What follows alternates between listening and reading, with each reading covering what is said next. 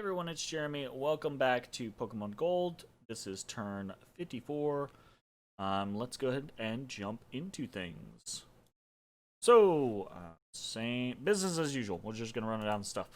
We did call alteration 6. Nothing in Auspex. Augury, we got a Stargazer's Cliff. Let's go ahead and take a look at that. That is a, ooh, that's nice. Astral and Fire Gem. It is in the Obsidian Waste, so probably not the best place to be doing that, but whatever. Nothing with Dark Knowledge. Garden of Pearls with Arcane Probing, so that's a +2. That's really nice for us. Nothing with Apsu, nothing with Haru, nothing with the second Apsu, nothing with Gnome Lore. Lost a unit. And then we got rounds of battles. So we've been attacked into Brithia, attacked in Gnome Peaks, but we won. So this is good. Go ahead and watch this real quick. Oh, we intercepted, right? So we moved here with the concept of, ooh, hey, he's probably going to bring someone in to raid this back, right? And I was hoping we were going to get like a Steelix champion, but... you know, I'll take a Steelix. Fine. Little raiding party. So, Gilgamesh does his whole full hurrah. He comes out with 20 fatigue because he's a badass and he has an amulet of resilience. These are really, really valuable for these Steelix champions, I'm realizing. And he's gonna slaughter things, so good on him.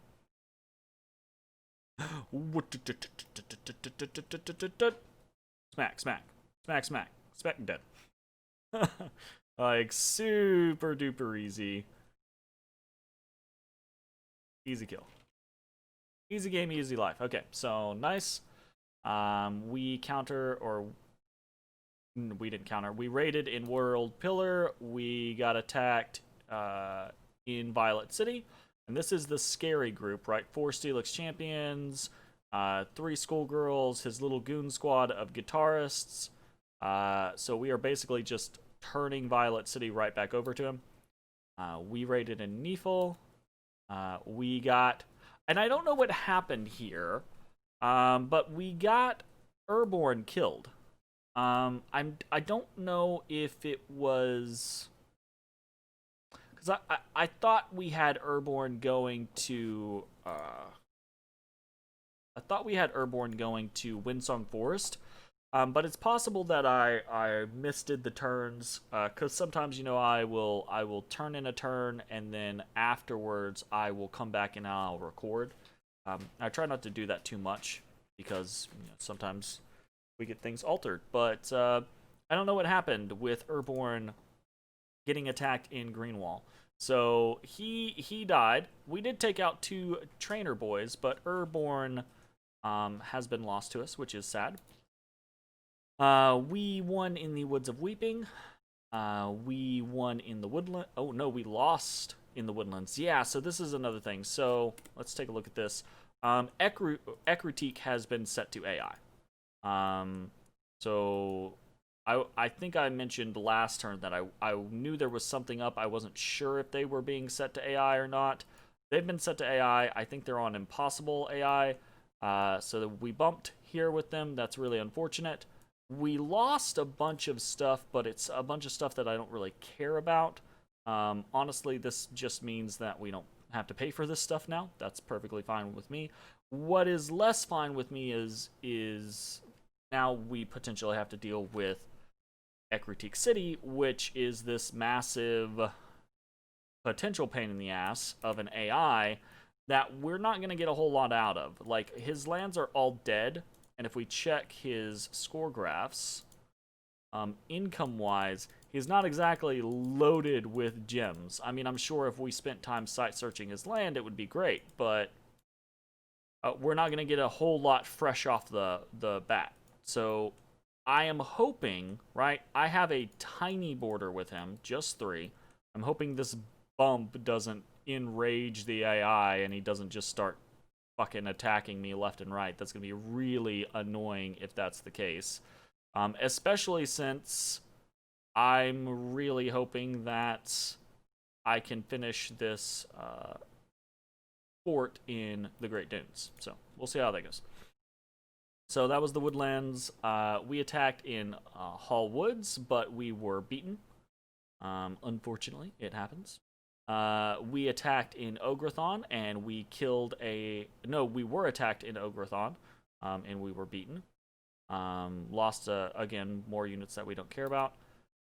We attacked in Vipitre, we won. We were attacked in Farron Mountains, but we did win in this one. So this was a successful interception. So we moved from here in Saffron City to Farron Mountains, and if we watch this... so this is, Imaskar, I believe. So this is till the end. All he has is his flask of holy water. And over here we have Ishkur, sorry. Now Ishkur definitely has problems with encumbrance, so as we watch, he'll go through the same script. And he comes out with 75 fatigue, which is a lot of fatigue. So we're probably going to drop one of the things from the script, probably Iron Will, because he's already going to have 21 magic resistance. And the magic resistance isn't really going to matter unless... I mean, 21 is already really good. It's not going to matter unless he's coming up against specific stuff, right? And he's not. So they rush forward, they duke it out, and he is taking way more... Ishkur's barely taking damage. I mean, he's taking damage, but he's just regenerating it all back. Till the End is getting crushed. Basically, the Frost brand is nice, right? A high damage attack, sure. But it's also the fact that everything is Weapon of Sharpness. Everything is armor piercing now. So that's the big shtick. Very, very good. So, nice. We had an unexpected event in Viridian City. Peddler was peddling his wares. We basically stole a bunch of gems from some poor merchant. We finished the construction of a fortified village in Three Pine Grove. That's awesome. Violet City has been breached. That's not awesome. Etc., etc., whatever. Okay. This is an interesting big deal. So suddenly, Rex, the Cyanwood City's black belt traveler, appeared at the gates of your castle and wanted to fight for your cause. Black belt who has traveled the land and completed many challenges. Now he returns to his hometown for the ultimate tournament. That is pretty cool. Let's go take a look at him real quick. This is Rex. So he is akin to the Lutadoras, right? Except he is fire-based and wind-based instead of water-based and fire-based. So he's cool. He's good in many different ways. One of the ways is he's our first Fire 3, so that's amazing. We were going to be trying to get Pyroflegatons, and we might still try to get a couple of them, right? Just for shits and giggles. But now that we have Rex, we have some interesting options. So we're going to go over those and see what they are once we get down to Cyanwood City.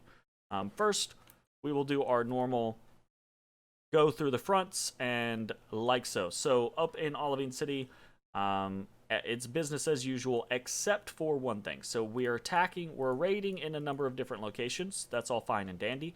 But this is the big thing. We are moving Ishkur, we are moving Gilgamesh, and we are moving Zinville onto Lost Canyon Range. So here's my gamble, okay? He's got this big, ugly stack in Violet City. But Violet City is at least 2 moves away, and he's going to probably be storming it this turn, right? If I move on to Lost Canyon Range, I can pop this fort instantaneously, right? It's wall integrity 150. We have 300 siege strength just with Zinville, and each of the Steelix champions is 84, right? So 2 of them can pop a fort that is, doesn't have a lot in it, okay? So we're going to try to pop Lost Canyon Range, and when he takes Violet City, we're just going to try to fuck over one of his forts and hurt him back, right? So his Steelix champions, they can move around a bunch. The rest of his stuff, not necessarily, not in the same way, right? And if we look at the score graphs, right, we are continuing to push him further and further down. His income is actually spiking up a little bit, but his provinces are going down, his gym income's going down, everything's going down. If we can stay on top of it, we might be able to strangle him out, right? So this is going to be one of those maneuvers. One of the things that we are doing is we are removing Iron Will from Ishkur's script for right now. Okay. And Zinville's gonna be Divine Blessing everyone, etc., etc. So that should be good. I'm hoping that this is gonna be relatively easy stomp, and that Ishkur and Gilgamesh are kind of overkill. But they might not be. This might end up being a very big fight. We'll see. Okay. We're also raiding up into... We're actually running out of flying units, so this is turning into a little bit of an issue, but we are raiding up into Windsong Forest as well. Actually, well, it doesn't matter. I've already sent this turn in. So, in Saffron City, we are continuing onwards, right? We're going to get another Steelix champion. We're patrolling with Robodan. We're sending Zephyron back to actually pick up more random-ass units. To see what we can do. Hopefully, we are finishing this fortified village next turn. It's possible that Ekritik attacks me. That would be really unfortunate. It's possible that Celadon attacks me. We'll see how that goes. I don't know. Hopefully, that is not going to be the case. But we'll see. That's about it in Saffron City. So we have the Violet City front. So in Three Pine Grove, we are going to try to build up that fort, right? So we've got the wooden fort that we're trying to build up so that we can get 2 commander points. We're immediately starting to recruit schoolgirls. We want to get as many of those as humanly possible, as quickly as possible. And we're sending Chuck back to Cyanwood City, okay? We have dropped off all of his units here with Yazar. So Yazar is holding down the fort, literally. So hopefully that works out well. And I've got to figure out what I'm going to do about this army. Because if he takes Violet City and he backs off, fine. We continue to do this kind of like harassment, etc., etc., right? But if he takes this, or if he's like, okay, this is my master stroke. He can't beat this army, right? It's got 4 Steelixes and anti-Steelix, kits, right? Like, it's got anything that I would throw to kill his Steelix, his guitarists should be able to kill, right? So maybe he comes into this and he's just like, okay, we've got this, we're gonna destroy him, okay? That's possible. That absolutely is possible. So we've got to think about what the next scenario is there, right? So if we look at Violet City, and we've got a couple of different things, right? Now these freaking Steelix champions are mostly nothing new. One of them does have a Vine Shield, but it's really not a big deal. They're doing some ethereal stuff, but it's these guitarists that are the big deal. But we've got several things that are options, right? Because the guitarists are strong, right? But they're not crazy strong like the Steelixes. They're good against thugs because they're just going to cut through like a golem or something like that. Sure, absolutely. But I can kill the guitarists with normal stuff, with like battle magic and shit like that, right? Like I can thunder strike a guitarist and kill it, Now they're obviously like them doing mist form or stuff like that. That's going to be an issue. Like they are casting many different things to kind of like help themselves out there, right? So Strength of Giants, Flying Shields, Body Ethereal, Legions of Steel, right? They're getting a whole bunch of stuff going on. But very specifically, right? They are iron skinning themselves.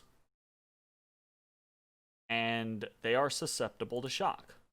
So, if we move from the Violet City front, kind of down to the Viridian City front, I'm looking at options here, right?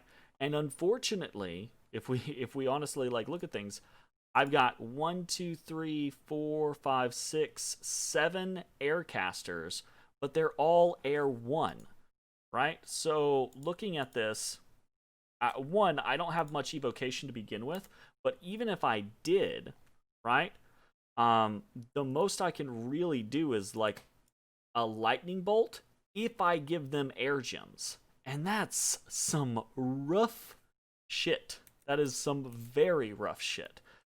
So all of a sudden, air has become a very valuable situation. And we really just don't have a whole lot. Enter in Rex. And again, I say enter in Rex. He's really not a very big air. Chuck is air 2 as well, right? But if we could get a booster on them, or if we boost one of them, right? An air 3 is more manageable in a scenario than just an air 2, right? An air 3 I could potentially do what is it? An air 3 I can do storm, right? With like 2 gems, okay? And that all of a sudden means that all of these air 1s I think could become air 2s is the situation, right? Because we do do I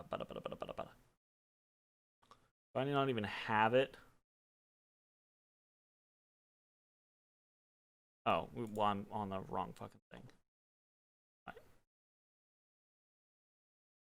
Yeah, summon storm power. So all of these summon storm power.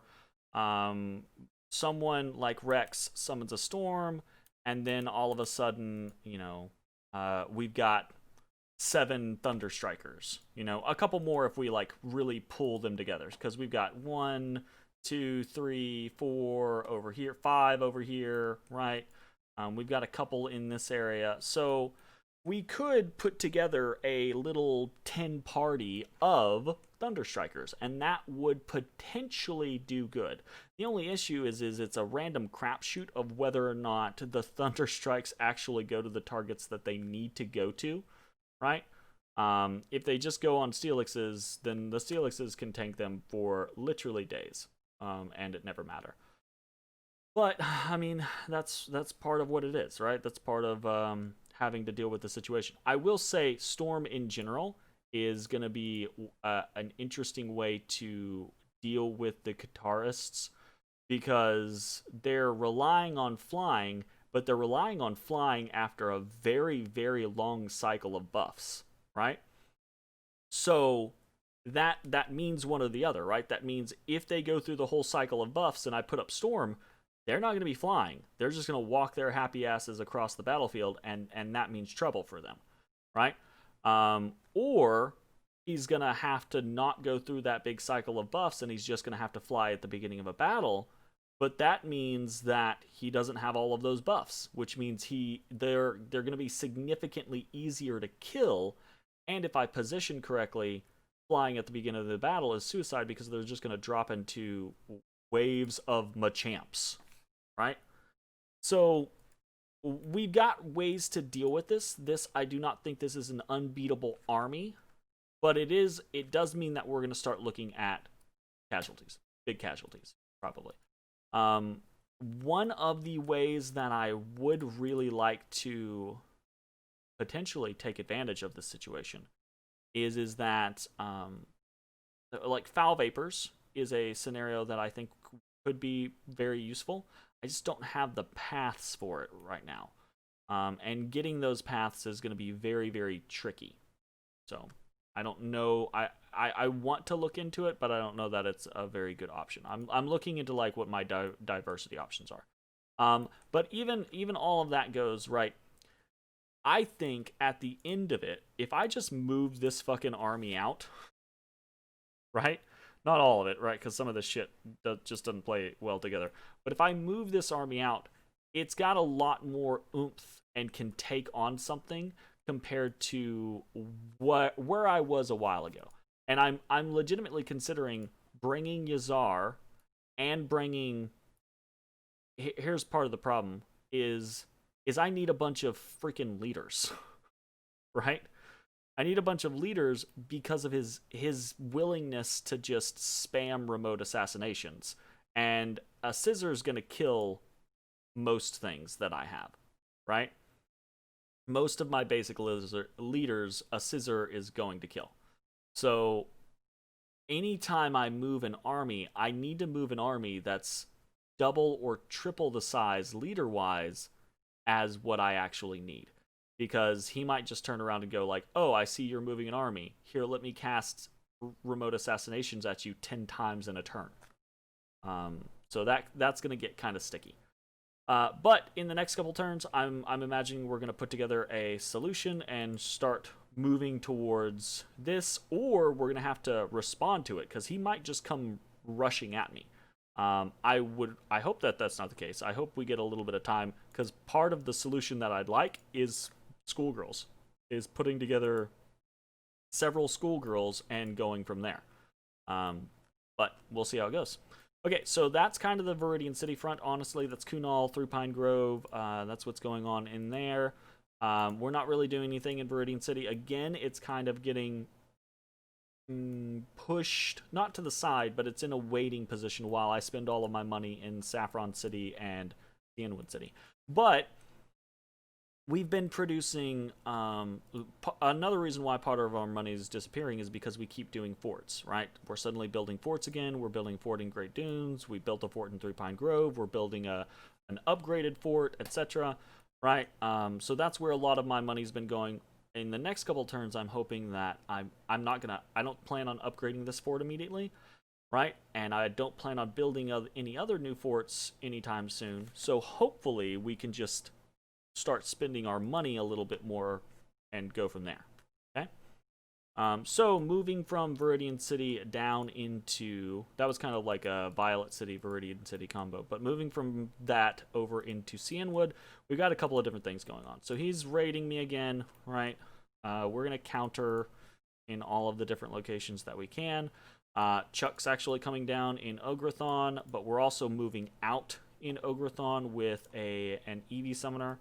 I wanted to hire another Eevee summoner, but it was a choice between like actual units, an Eevee summoner, or fucking Schoolgirl, so I went with Schoolgirl. So we're moving out with Shaikal into Debrithia. We're moving out with an Eevee summoner into Ograthon. We're counter raiding with a little fly group in Hobergdorf. We're actually moving and patrolling with Tarbal onto Cyanwood City, just on the off chance that he comes in with one of them. We'll see how it goes. He might be trying to do as much counter damage as he can to me, right? But either way, I'm not super worried about it.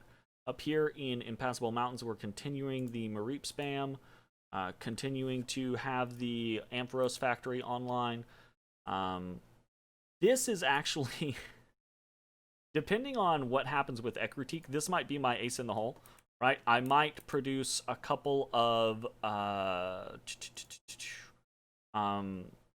cauldrons or items like that, right?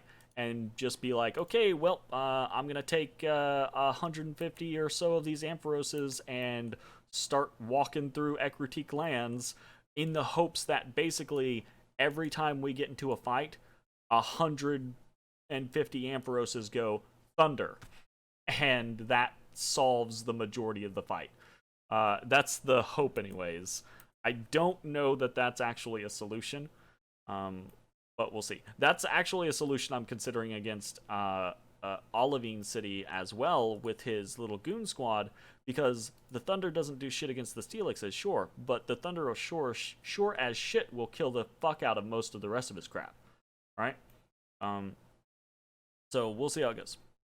But aside from that, in Cyanwood City, we're doing a bunch of normal stuff. Again, we're still trying to finish off this Machampion. We're getting more units, etc. Everything here is kind of normal, except you might see we're really low supply on flying units. We've been kind of dumping them into the pool, cycling back and forth. We've got 2 more rounds of shield alakazams going out, but we're kind of running out of stuff. Oh, I think I didn't put these guys up. Unfortunate. So we're missing some Pokeballs this time around. That's my bad. But part of what we're gonna try to do is get more Pokeballs online, get them assigned to people, and start trying to ramp this up again. So we'll see how that goes. That's a plan over the next couple of turns, basically, is to see how that goes. But we're also doing a couple of other things. We're doing our normal Owl Quill Lightless Lantern, right? But we are forging a couple of pieces of gear, okay? We're forging a Dragon Helmet. We're forging Boots of Quickness. So we're forging a Fire Plate. Basically just trying to augment out this other piece of gear. But we're not doing a weapon right now because I'm hoping, right, if this Steelix is a 5 or a 6, if it's a 4, we're going to have to just deal with it. But if it's a 5 or a 6, then we're going to bring it to Cyanwood City, and we're going to prep to do an Earthblood Deepwell casting. So next turn, right, we're going to have 44 Earth Gems. We're going to have a shit ton of Astral Pearls, and I'm willing to alchemize a bunch, basically, to secure Earthblood Deepwell and go from there. Another thing that I'm doing is I'm empowering Cameron the Photographer in Fire. And this is for a singular, very specific reason, right? Because I would much rather empower Rex in Fire. However, empowering Cameron the Photographer in Fire allows me to, with Fire 1 and Death 1, allows me to make Flame Skulls, which boosts fire. I can put one, and they're very cheap. I can put one on Rex, and then all of a sudden Rex is a 4. Rex with a 4 can make a Flame Helmet, then Rex is a 5, right? And then it's a simple matter of either boosting Rex, or I could put something like a Ring of Wizardry on him eventually. I do have decent Astral Pearls. Well, I have a decent income.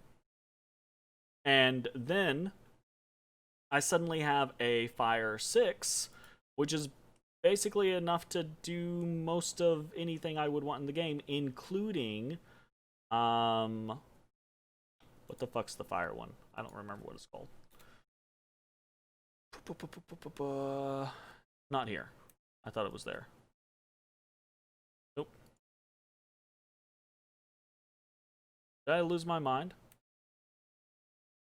It's absolutely there, wasn't it? I did. I lost my mind.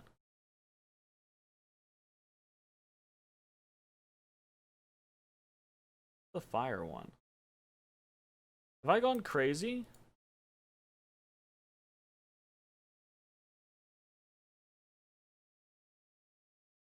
Oh, it's right. It's fucking Eternal Pyre. I was like, what? I'm losing my freaking mind.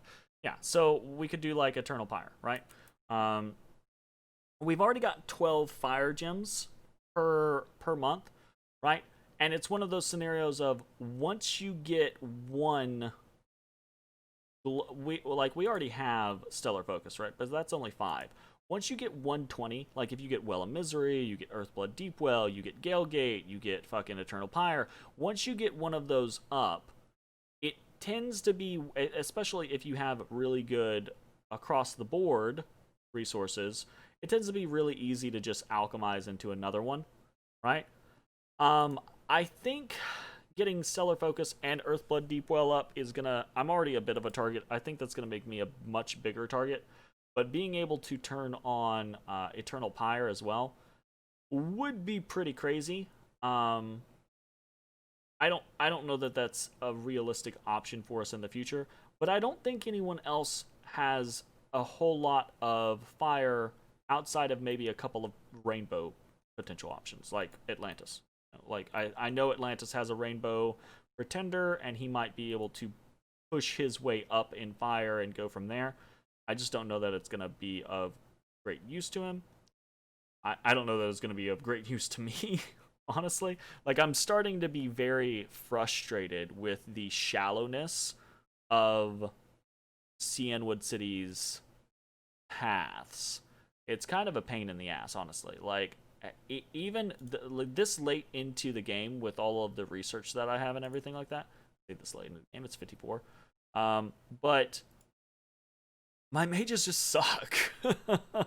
It's like, except for the few that I've gotten here, right? And except for a couple of rare combinations of like Karate Kings or Battle Girl X's, right? The majority of my mages just kind of suck. And it's really hard to do anything super useful with them. So I don't know, man. This is challenging. It honestly is. Um, I keep like going through lists of, oh hey, I could do this, or oh, I could do that. And then each time it's like, but can I really? Can I really? Not really. No.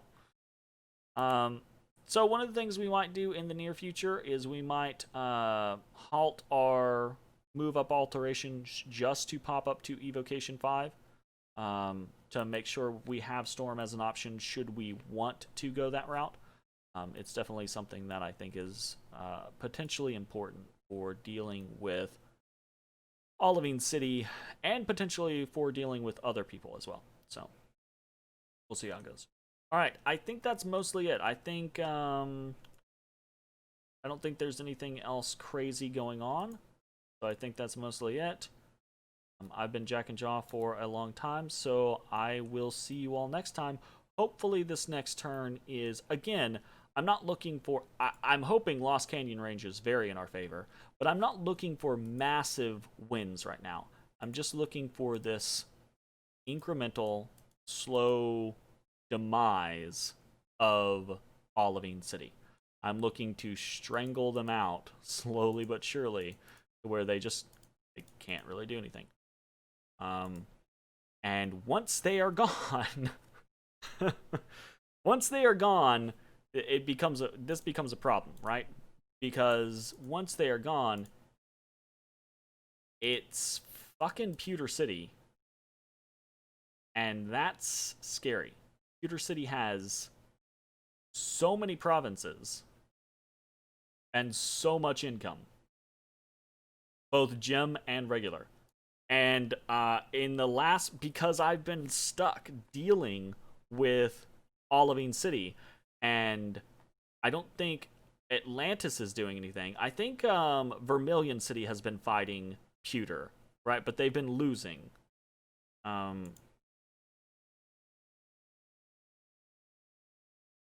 Yeah.